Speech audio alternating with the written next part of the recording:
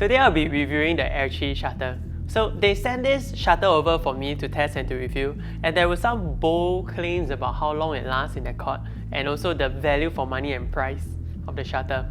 But what's really interesting to me is that it is a cruelty-free shutter. So one of the things that when I talk to them, I realized that they have certain regulations in place to make sure that the animals were treated right. I won't go into details because maybe I may not represent them correctly. But even the thought about going into something like that with such a regulation is interesting and is worth noting and worth paying attention to. So today I'm going to break it down into 3 categories: the weight, the flight, and the durability of the shutter.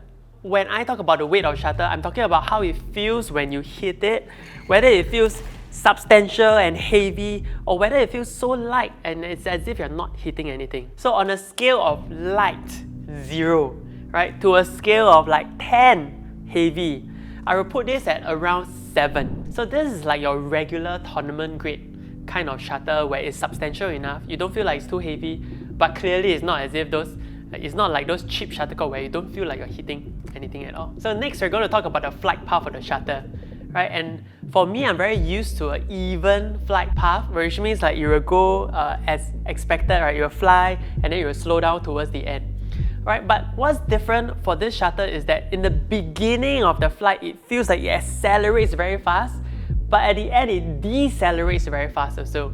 So it was a bit confusing for me. I made an assessment when I hit the shutter like, oh no, it looks like it's going too far out and I wanted to scale down my strength. But later on I realized that even though I have the assessment, the shutter lands at where I want it to land. So it kind of cancels off, right? So if you're using this shutter for the first time, you may have that confusion, but eventually you will get used to it, right? Because it actually ends up in the same place. Next, we're going to talk about the durability of the shutter. And this is quite important because it determines whether it's value for money or not. So to look into this, I'm going to break it down into further 2 subcategories. We're going to talk about the durability of the feather and the frame. So for the feather, the test that I used was continuous lobbing for 5 minutes, right? And throughout this 5 minutes, it only slowed down a little bit, right? There was no point that I feel like, this shutter is irregular or I can't use it anymore. So it passed the lobbing test after 5 minutes. What's interesting to note is that when I stop and pick up the shutter after 5 minutes, the feathers looks broken and disorganized and it's as if it's ready for a change. But it didn't change the flight path. So, if I found it on the floor, I would go like, I can't play a game with this. But it's not true. When I'm using it, right, I can still use it for a game. This is really interesting and I don't know how to get around it, right? But it's not the usual assessment that I have to make. I can't just judge by the look, but I have to try it, to see whether I can use this shutter. I would think it's a benefit, it's a selling point, right? But it is just really interesting and new to me. The second thing that we're going to talk about is how durable the frame is. And for this, the specific test I used was that I did a forehand slice where I intentionally tried to break the frame of the shutter.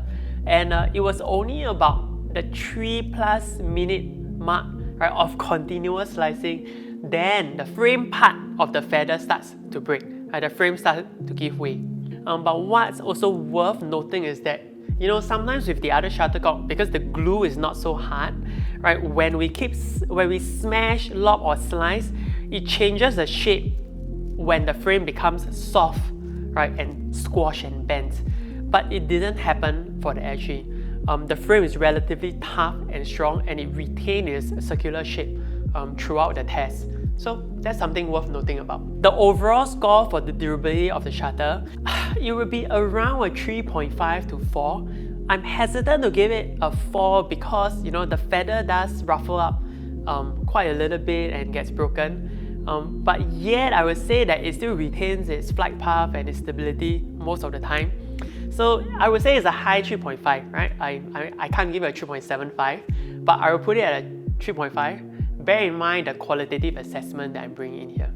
So for my final review, I do think that this is a very, very durable, consistent shutter at the price point that it's coming at. Right? In terms of performance and durability, you can compare it to like a Yonex AS20 or 30, but yet it is at almost half the price of that. So if you can have access to this, right, you can go to their website and buy their product.